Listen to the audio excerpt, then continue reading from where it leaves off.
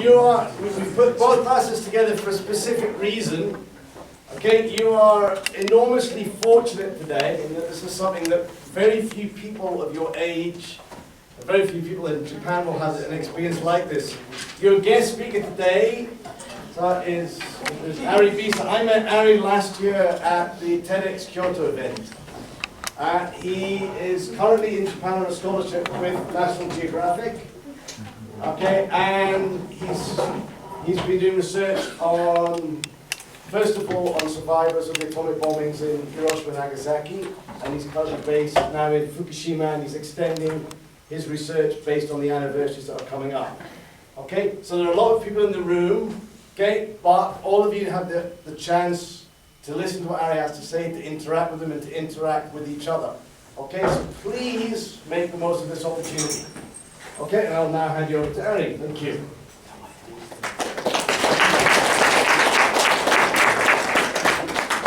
So yeah, as he just said, we met at the TEDx Kyoto event. But so do you know why I'm in Japan? He said about like nuclear research and atomic bomb survivors, but first and foremost, I came to Japan because my grandfather was on the airplanes that dropped the atomic bomb. He was the only one who was on both airplanes, and he was only a few years younger than I was when he did it. He was 24 years old. And to think that like a 24-year-old kid who would help work on the Manhattan Project. Do you guys know what the Manhattan Project was? Does anyone not know what the Manhattan Project was? It's okay. I was your age, I didn't know what it was. Well anyway, in case you don't know, the Manhattan Project was the secret government project by the United States to build an atomic bomb during World War II.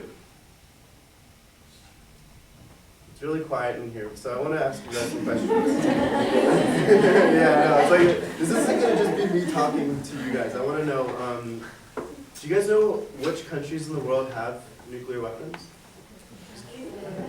I'll give you a hint. There are 9 countries in the world with nuclear weapons. Yeah, which one? Just give me one country. Russia is definitely one of the countries on the right. Russia. I hope this isn't permanent. Okay, so it's China. Okay, we have 2. Yeah, we definitely know North Korea has one. I think they just tested one this past week. France has one.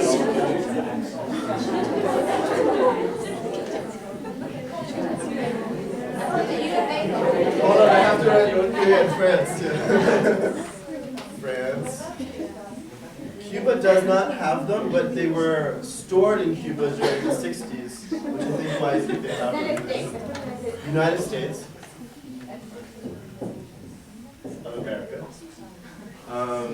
So we have 1, 2, 3, 4, 5. There's 4 more countries with nuclear weapons. United Kingdom.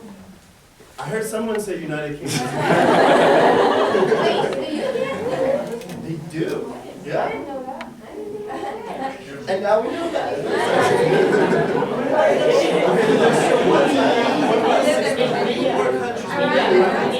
Iran, we hope, doesn't have nuclear weapons. India. Did someone say India? Yeah. You were right.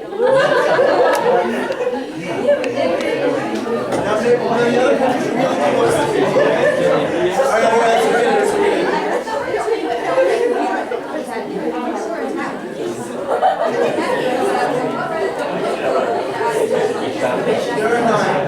There are 9. So we have India and India's neighbor. Does anyone know India's neighbor? Pakistan.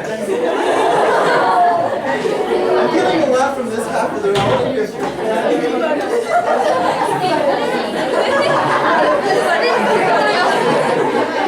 And then the last country. It's not even, they won't even publicly say that they have nuclear weapons, but they have nuclear weapons. Starts with an I. It does start with an I, and it's not Iran. Israel. Who said that? Raise your hand. You said Israel? It's Israel. They have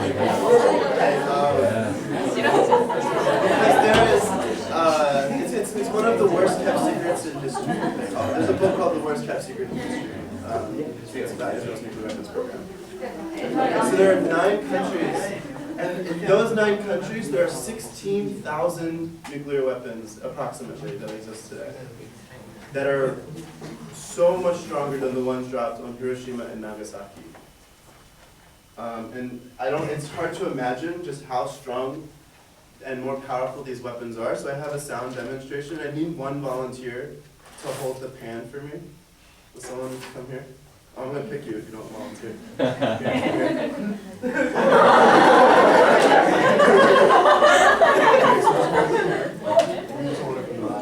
Really carry this weight.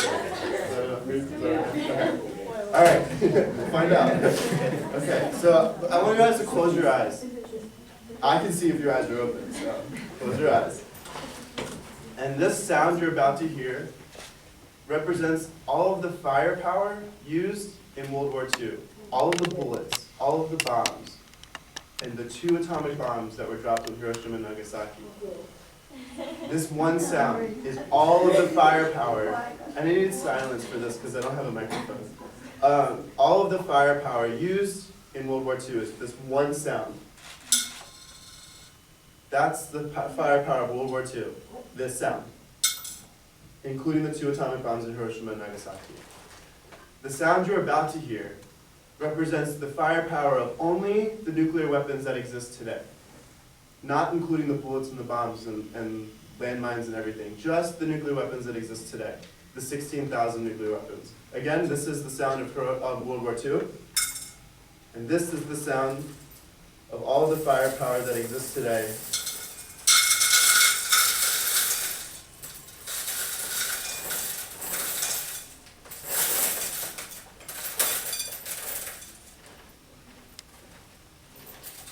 Yeah.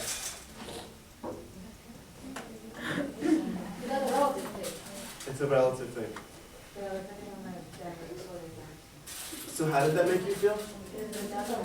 It's a lot. I want to hear what did you think when you heard that sound? The firepower that exists today in nuclear weapons. Well, how does that make you feel about the fact that the strength is so much more? I mean, if you instructed them to use it, it would blow up the world. It would blow up the world. Literally. Literally. How about you? How do you feel? I mean, everything would blow up the world. It's a lot. They're afraid you're going to blow up the world and you're going to Cold War. It's like 30 years ago. They're afraid you're going to blow up the world in 40 years ago. Everything will blow up the world now. Right.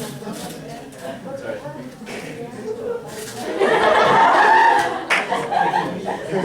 It's pretty dirty.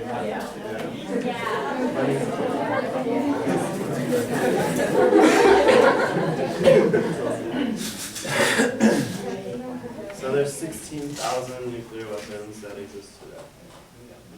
But what can we do about that? Nothing. That's how you feel. That's a fine. That there's nothing wrong with feeling that way. You feel like there's nothing that you can do. Do you feel like there's something you can do?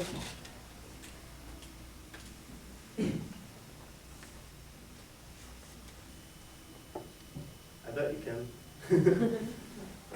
There's a few young people in the world that have changed the world. Anne Frank, Malala. There's something you can do. You just have to start, and you have to listen, and you have to talk about it. You guys, this isn't just me doing this for you. It's a demonstration that you will be able to continue on to do when you guys want to do something about it. It's really quiet. I know I'm supposed to be talking to you guys, but I really want to hear from you. What do you think about, I'm going to write the word nuclear weapons, and we're going to talk about, I missed it out. Everything that they make you think. There's no wrong word here. It's the web of nuclear weapons. Okay. So give me a word that you think about when you hear nuclear weapons.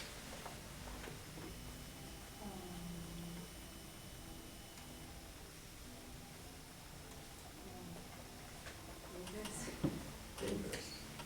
And understatement of the century. One more time? Understatement of the century. Dangerous is an understatement. I'm not even, hold on. Dangerous. I'm like talking and listening and writing at the same time. What else? I want to hear from you. What do you think when you think of nuclear weapons? Do you guys know what makes nuclear weapons different than regular weapons? They have they are caused by the fusion or fission of atoms, which causes radiation, which makes a lot of long-term damage. You know a lot more than I did when I was You're really smart. Really? How many of you have been to Hiroshima or Nagasaki? You've been to Hiroshima? I used to live there. Really? Me too. 5 years, yeah. Where'd you live? I was in Saijo and in Nishiku. Oh, great. Yeah, Yeah. that's great. I was in Yokogawa. Oh, right next to the station, yeah. So you've been to Hiroshima, you've been to Nagasaki. How many just have been to Nagasaki? Only a few of you? Okay. So, what did you said? We'll get back to that. We'll get back to that.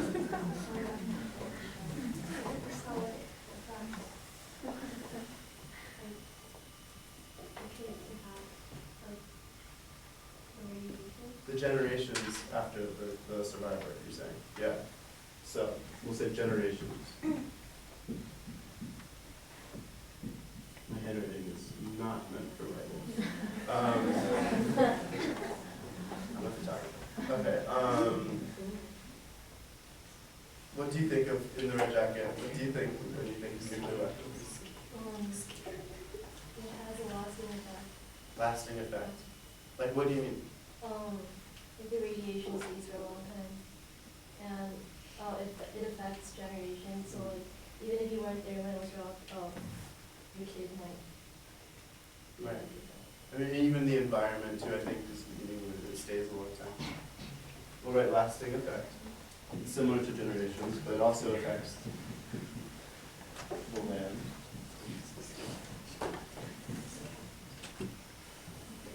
Okay, one more. There's two I want to get out actually. Which is that? There's two I want to get out actually. Okay. One is the Cold War. They started the Cold War. Okay, we're at Cold War. Also, why do they even exist? Like, you're involved enough. Uncertainty. Does everybody know what the Cold War was? Hold on. Uncertainty. Okay. This is really embarrassing. So, what's the Cold War? You guys know what the Cold War was? This is quiz day, apparently. I want to just hear, let's talk amongst yourselves for a little bit. I'm going to rein you in. Let's see what you guys can discuss about the Cold War. Talk to each other.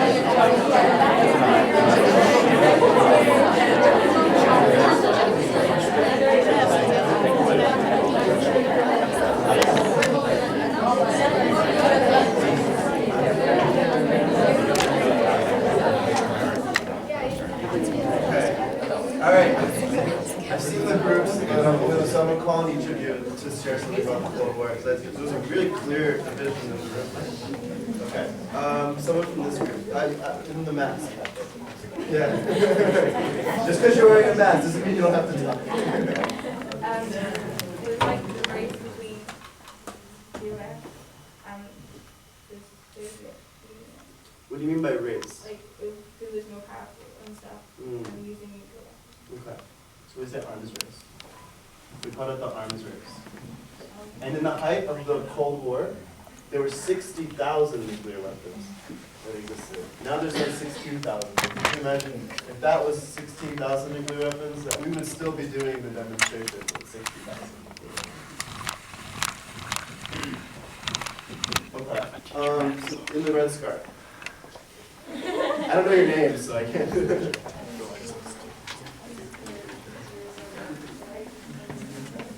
I can't hear you. It's a little louder. And let's be quieter to hear our friend. I was scared of people who are not even related to the word.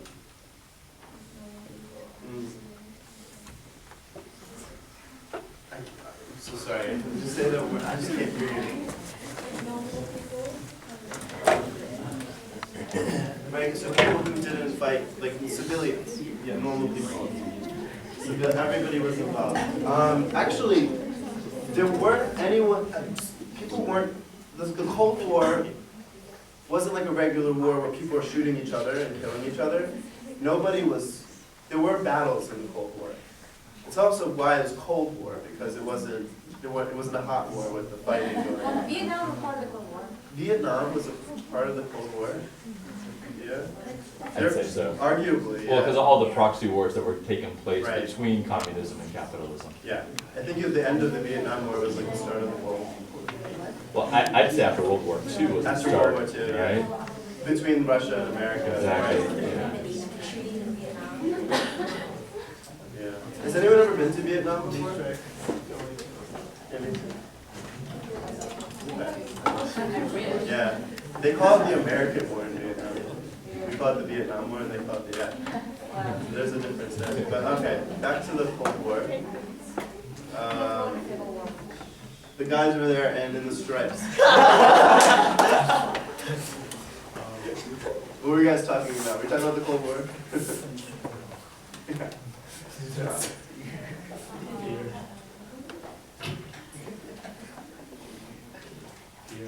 Fear?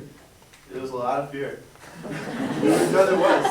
I think you're feeling the fear that I just called on you. But, we were talking to Simon earlier, and someone was 4 minutes late this morning to meeting us, and he said, well, in 4 minutes, that was the time we were given to survive a nuclear attack. That's how long we would know we were about to be attacked by a nuclear bomb. Could you maybe explain a bit more about that, Simon? Yes, a very, very long time ago, because I grew up in the 1980s, and at that point, I think, was the peak of the number of nuclear warheads, and it was something like 26,000 nuclear warheads in the mid-1980s. And in a lot of cases, the Russian missiles were aimed at Western Europe, and the American missiles were actually based on in the UK, because of the distance. And what we're often told is that if the Russians were to fire a nuclear missile, by the time the UK radar picked it up, you would have 4 minutes from them knowing the missile was coming to the explosion. And there was this idea that, at school, the discussion, things like, what would you do? You have 4 minutes. What do you do? Like, you have 4 minutes to either get to safety, or if you can't get to safety, to decide, well, what do you, this could be the last 4 minutes of your life. And what would you do with that time? And that created that sense of fear, that it's such a short time frame, and how would you deal with it? And does anybody know what? I know this is going to look like a familiar word, but it's an acronym. MAD. Does anyone know what MAD stands for?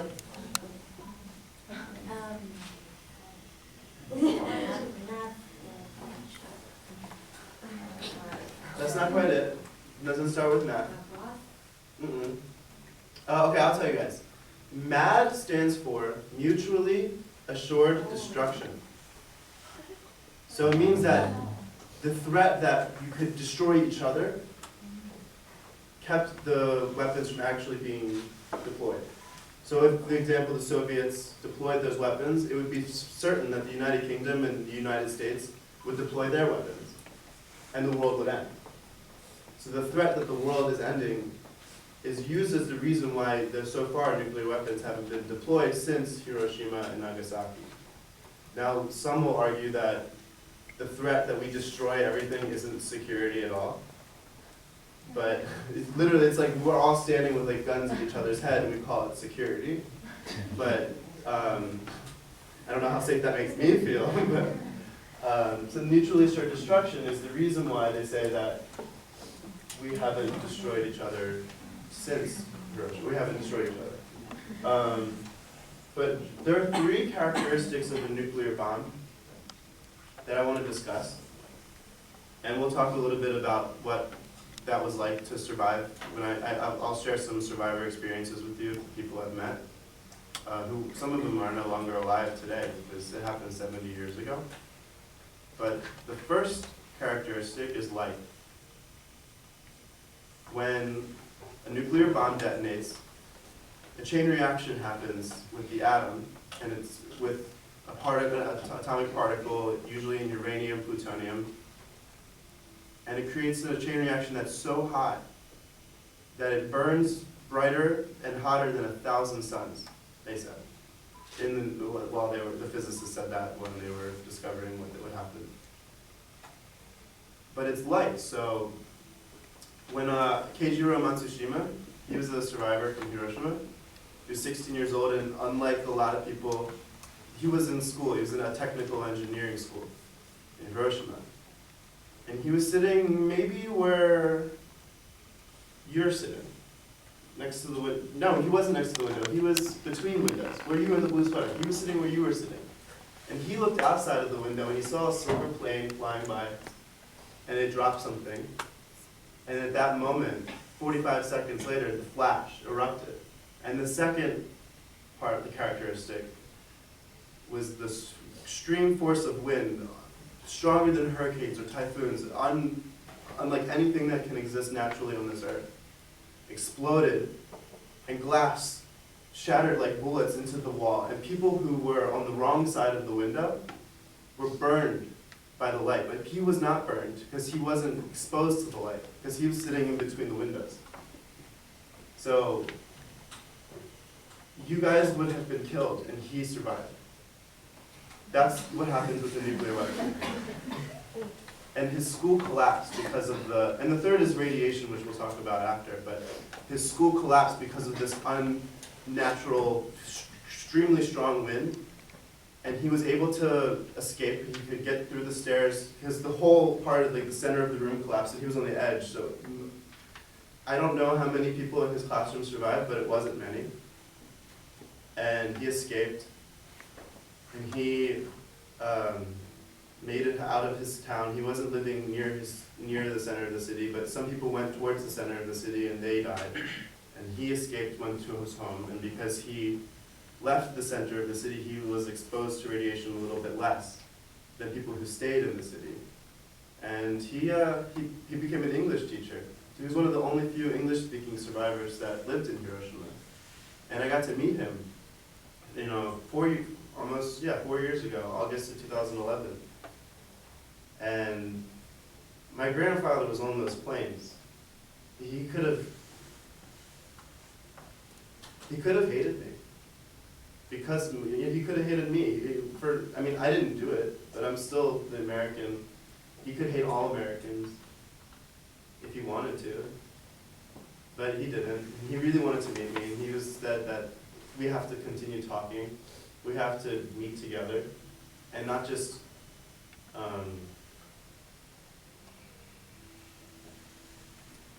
because your grandfather was on the planes, but because you're American and I'm Japanese. And we used to be enemies. 70 years ago, I couldn't come to a school in Japan and talk about what it's like to be American. But that's peace right here. This is the progression of what we're able to do as people. You can go to America and talk about Japan. You can talk about why Japan bombed Pearl Harbor. You can talk about why Japan entered the war if you research your own histories. There's so many reasons why. And there's so many reasons why America dropped the atomic bomb on Hiroshima and Nagasaki as well. And we could debate about that for 45 minutes just in itself. But there isn't necessarily one truth when it comes to the war. Americans will tell you that Japan bombed Pearl Harbor because they, wanted to attack America and kill many as Americans as they can. But Japanese people will tell you a different reason why the Japan had bombed Pearl Harbor. And it's not that they both, that's not one person's right and one person's wrong. It's just that when you look at history, there isn't such thing as one truth. And actually, I spoke to a former student of Doshisha who taught me that. Did you guys get to meet Shinpei Takeda? Was he Skyping with this class? Yeah, it was a No, different class. Okay. Shinpei Takeda is a visual artist. He's Japanese. He has no relation to the atomic bombs through his own personal history, but he realized that he didn't know much about what had happened to the survivors, and he didn't necessarily, it wasn't that he was like, he cared about history, but he wanted to be creative. He's an artist. He doesn't just write stories down and tell people the stories. He tries to find creative ways of conveying the message and making sense of how terrible these feelings were that he was feeling. And he has created something he calls anti-monument. You guys know what monuments are? It sounds like a silly question, but do you know what a monument is? Can I ask you what a monument is? Yeah, I'm asking this person right here, because I'm sorry, I don't know your name. Monuments. Like in Peace Park in Nagasaki, there's a monument. Do you know that monument? The Peace Park in Nagasaki? You heard of it? But do you know what, just in general, what a monument is? A statue? What does the statue do, usually? Or what's the statue for? Something different. Gray sweater and the mask. Why do they have statues? And what's it, like, what is it? What's the statue do?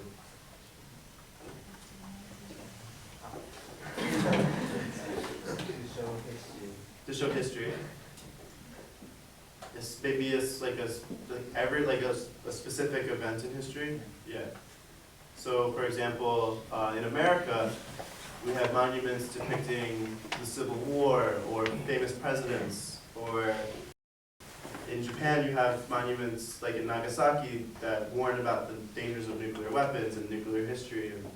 But what Shinpei noticed is that these monuments tell a specific story. And the story is necessarily the whole story. It's sort of just what the person who put the monument wants to convey. So his idea was to create anti-monument, to unravel what it is you think that, it's like asking you what you think the moment is supposed to be about, not saying, here's what the moment's supposed to be about. It's about, what do I feel like this moment represents? And it's asking you not to accept what it is that you have been told, but to start questioning everything in a more deeper way. Than you're going to get a lot of questions to the teachers now, I think. The kids are going to be like, wait, is everything you told me not true? And, no, but... Mostly. Mostly, yeah. No. But I think it's important. When I started this 4 years ago, I started to write a book about my grandfather. And I came to Japan to meet a survivor, a specific survivor's family. And I thought that it was simple. I thought, oh, well, Japan started the war and we finished it. I thought that was it. I think even at your age, I genuinely believed that, oh, well, Japan attacked Pearl Harbor and America had to fight in World War II, and then, Japan and the Nazis were working together, so America had to fight Germany too, and then we dropped 2 atomic bombs and we ended the war. I thought that was it.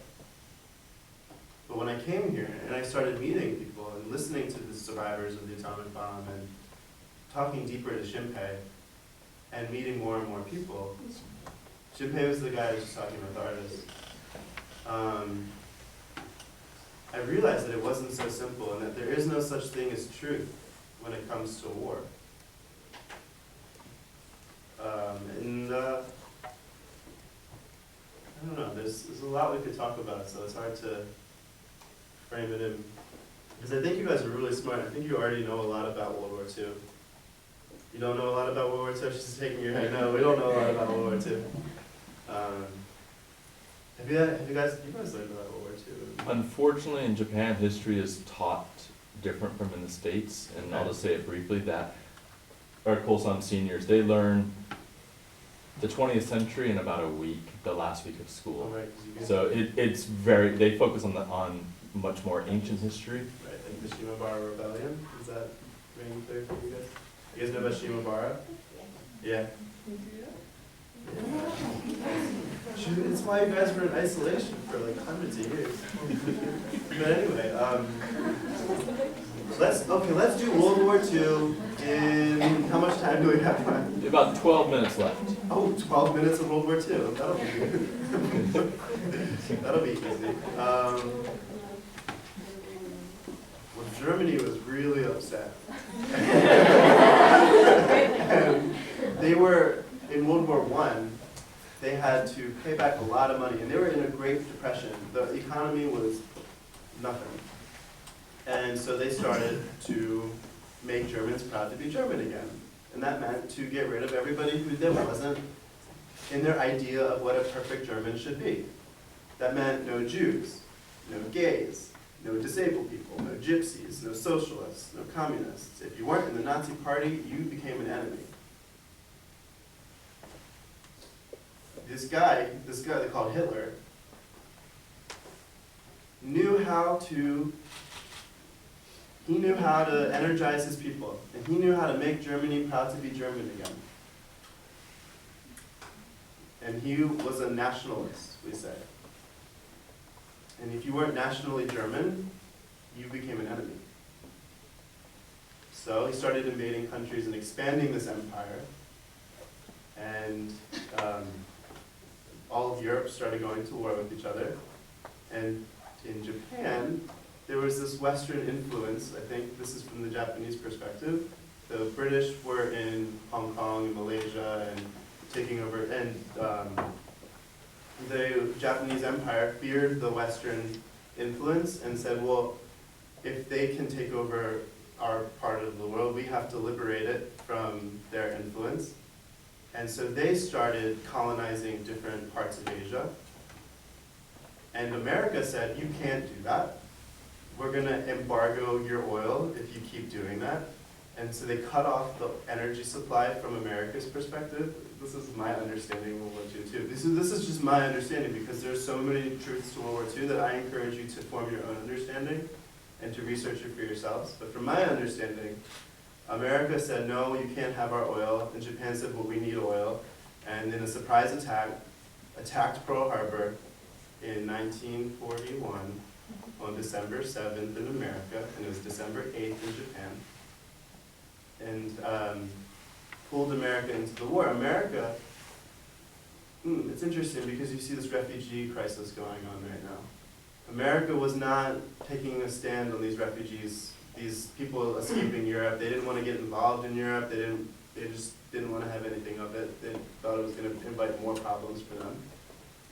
And they were attacked by Japan. And then when Japan attacked America, Germany declared war on America too, in support of their allies, the Japanese. So that's how World War II started, and they called it the Pacific War between America and Japan. And it waged on, and people were afraid of the Japanese, very, very afraid of the Japanese in America. My grandfather, one of the soldiers in the army, said that some of the bravest American soldiers knew better, and they were the ones who were most afraid of the Japanese militaries. And it was battle after battle, and Okinawa, and Saipan, and Guadalcanal, and all these terrible, terrible battles. Many, many people on both sides, 60 million people were killed by just battles, and bombs, and airplanes, and fire bombings in Japan, and they had to end the war. And this isn't necessarily this is the people's perspective. This is my grandfather's thinking. This isn't necessarily reflecting on historical documents or who legally caused what. This is just what my grandfather thought at the age. he was taking part in a secret mission. He wanted to fight Nazis. He's Jewish, I'm Jewish.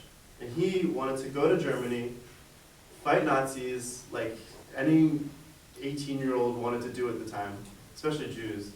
And he wanted to go to Europe and fight. And he kept placing out of combat. He was really, really smart, apparently.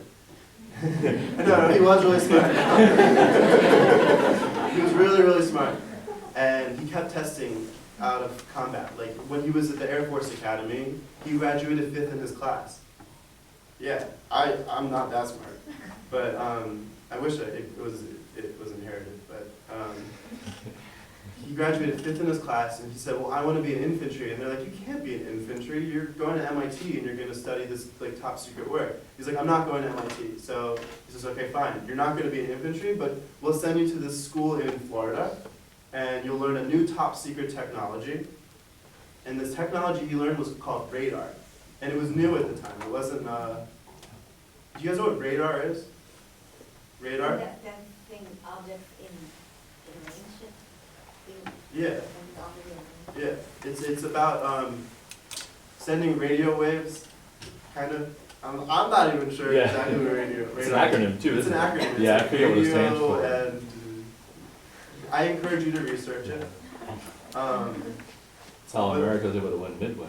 Yeah, it's basically like you don't have to see the target to be able to bomb the target. And you can navigate in the night. And you can, based on proximity to where you are, you can able to navigate. Planes use it now. Everyone uses radar to navigate now. It's not through like, you don't just like see where you're going and fly. You need radar. And they helped develop it. And the atomic bomb in Hiroshima, well, hold on, let me get to that. The radar he helped develop, he still wanted to go to combat, and this is his own personal story, I'll tell you. And his dad had a friend in Washington who worked at the Pentagon, at the military headquarters in America in Washington. He worked at the Pentagon. He was the secretary for the general who could order anyone anywhere that he wanted them to go.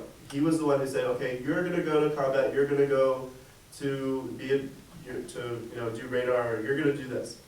And luckily for my grandfather, he had a meeting with this general. He says, "I want to be in infantry." And he's like, "Well, I don't care if you die, so go ahead." And he's basically was like, "Well, you want to die, you go die. I can't stop it." And so, but then so he calls for his file.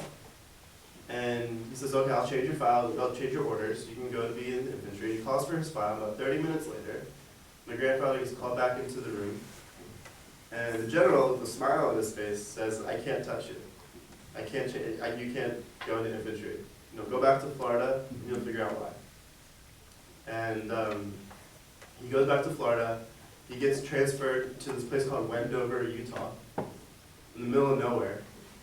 Yeah, Utah. It's like desert. Have you ever been to Utah before? She was born there. You were born. You were born there. You were born there. Who was born there? You were born there. Yeah. I mean, it's lovely. It's really nice. There are parts of it, right? He was in Wendover. He was like on the border of Nevada and Utah. Really in the middle of nowhere. It's literally the middle of nowhere. That's why they had so much top secret stuff going on out there. It's true. They might still. But so he was like, "What am I doing here?" And this guy, they get called into an assembly. And Paul Tibbets is introduced to the whole theater of people, and he says, "We're going to do a mission that's going to end the war." Now, what you see here, what you hear here, what you do here is going to stay here. You're going to go home now. You're going on leave. When you come back, we're going to end the war with a secret mission. Oh, and Jacob Beser, stay after. I need to talk to you. This is what he said to everybody. My grandfather's like, "What?" Something's going to go down. And he gets called to Paul Tibbets' office, and he enters, and it's like a round table room, like kind of like a room like this, but it's all in a circle, and he's getting in a chair in the center. And there's all these like people in lab coats and generals, and everyone's interviewing him and talking about his credentials, and if he's ready for combat, if he wants to go, fight. And he's like, "Yeah, I'll fight." He was like, "Well, it's not that we don't have men that are good enough for this job, but you're expendable. We can get rid of you, and you're smart enough, and you can die." And so That's what they told him. And he was like, wow, that, well, anything to do to serve my country. And that's how he got invited to the Manhattan Project. But how, I couldn't explain, but why did they invite him to the Manhattan? Because he was smart enough and he wasn't important enough for in case something went wrong, right? So, so he went to the Manhattan Project, and in the Manhattan Project, these people building an atomic bomb didn't know they were building an atomic bomb. Some people were working on the fuse. Some people were working on the case. Some people were only working on the nuclear reaction. So they didn't know what they were doing was going to be put together to be a weapon. And when he had to go there, he had to change uniforms, he had to get out of his military stuff, he had to wear engineer outfit, and he couldn't say he was in the military, in the Air Force. He figured out what they were doing was building an atomic bomb because they had to create a chain reaction in the middle of the air. It looks kind of like the explosion in the middle of the air. And it couldn't detonate on the land because if it detonated in the middle of the sky, a fireball underneath and a fireball above would create the most destruction that there could have been. But how could you build a bomb that detonates in the middle of the air? Bombs detonate when they explode on impact. So that's where the radar came in. And he had to build a bomb that, he had the idea actually to make a proximity fuse. So as soon as it gets further and further away from the antenna, it would explode. So they had to go and fly the parts, go back and forth for a long time, test the bomb with something called pumpkins. Pumpkins were specifically these test atomic bombs. And they weren't actual pumpkins, of course, but they're big and orange and they look like pumpkins. And they'd hoped to use this bomb on the Nazis. They'd hoped to use this bomb on Germany, to force Germany to end the war. But Germany surrendered, and Japan had not. And instead of continuously, there was a few options. There were people who were going to invade Japan, like they had invaded Okinawa, and it would have been a long, long invasion. And we can argue for days about how many people were supposed to die in this invasion, but we'll never know because the 2 atomic bombs were dropped on Hiroshima and Nagasaki on August 6th and August 9th that ended the war. End your class. So I think we'll have free time later.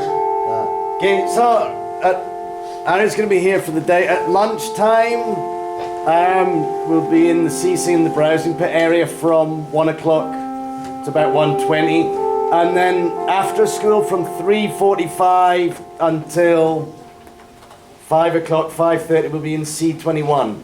Okay, so both sessions are open to anyone. So, okay, if you're interested in hearing more about the stories he has to tell, okay, then please come either to CC at lunchtime or after school.